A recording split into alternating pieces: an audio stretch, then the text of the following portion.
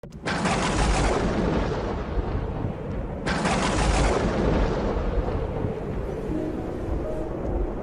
ce temps-là, comme Jésus et les disciples étaient réunis en Galilée, il leur dit, le Fils de l'homme va être livré aux mains des hommes. Ils le tueront, et le troisième jour, il ressuscitera. Et ils furent profondément attristés. Comme ils arrivaient à Capharnaüm, ceux qui perçoivent la redevance des 2 drachmes pour le temple vinrent trouver Pierre et lui dirent, « Votre maître paye bien les 2 drachmes, n'est-ce pas ?» Il répondit, « Oui. » Quand Pierre entra dans la maison, Jésus prit la parole le premier. « Simon, quel est ton avis? Les rois de la terre, de qui perçoivent-ils les taxes ou l'impôt? De leurs fils ou des autres personnes ?» Pierre lui répondit, « Des autres. » Et Jésus reprit, « Donc les fils sont libres. Mais pour ne pas scandaliser les gens, va donc jusqu'à la mer, jette l'hameçon et saisis le premier poisson qui mordra. Ouvre-lui la bouche et tu y trouveras une pièce de 4 drachmes.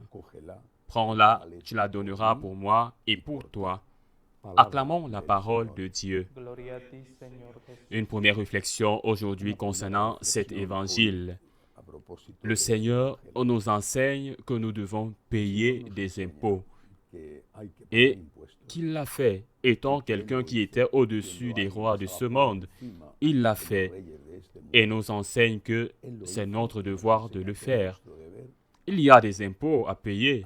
Une autre question est de savoir ce que ceux qui les perçoivent font avec les impôts, mais notre devoir est de payer et naturellement, notre droit est d'exiger ce qu'ils aient le but pour lequel ils ont été perçus. Nous devons payer des impôts et nous devons le faire en pensant qu'il y a d'autres personnes qui ont besoin de notre aide, que c'est une façon de distribuer, une façon d'être solidaire. Mais peut-être la chose la plus importante dans cet évangile est cette annonce que le Seigneur a faite tant de fois. Il va mourir, mais il va ressusciter. Notre message, le message de Jésus, celui que nous transmettons, n'est pas un message sans espérance. Ce n'est pas un message qui te dit d'embrasser la croix, c'est un message qui te dit embrasse la croix, car il y a la résurrection. Embrasse la croix parce qu'avec la croix, tu vas rencontrer le Christ et le Christ va te mener à la vie nouvelle, à la vie éternelle, au bonheur d'ici, même si tu as des problèmes. C'est le message de Jésus. Ce n'est pas un message où il dit « ils vont me tuer », mais où il dit « ils vont me tuer et je vais ressusciter ». Il y a des problèmes, il y a une croix, il y a de la douleur. Embrasse la croix, tu y rencontreras le Christ et il y a la vie éternelle. Ne l'oublie jamais, tout passe, tout passe. Il y a la vie éternelle et c'est ce qui compte vraiment et ce qui reste en permanence pour toujours. Mais aujourd'hui, je vais aussi dire un mot sur le saint dont nous célébrons la fête, Saint Dominique Guzmán. J'ai été plusieurs fois dans la ville castillane où il est né.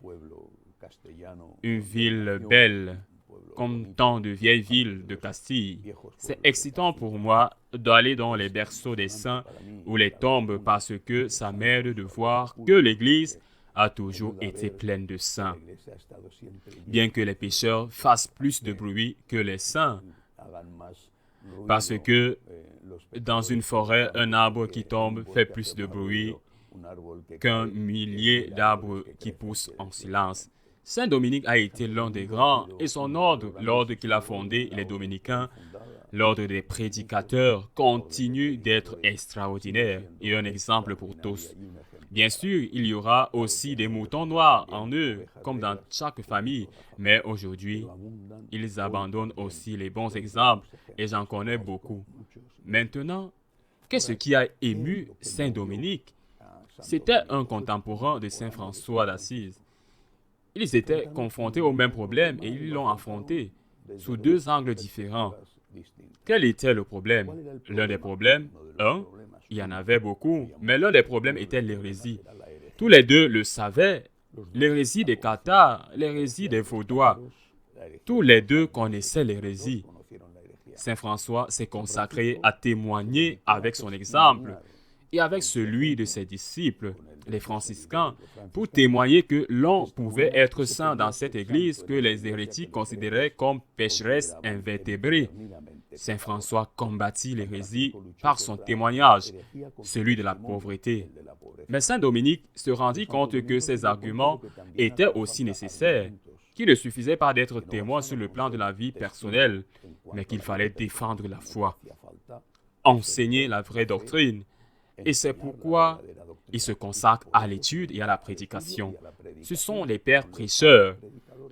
Saint François, il a aimé le Christ, qui est le pauvre, celui qui s'est fait pauvre pour nous. Saint Dominique, il a aimé le Christ, qui est la vérité. Il est le chemin, la vérité et la vie.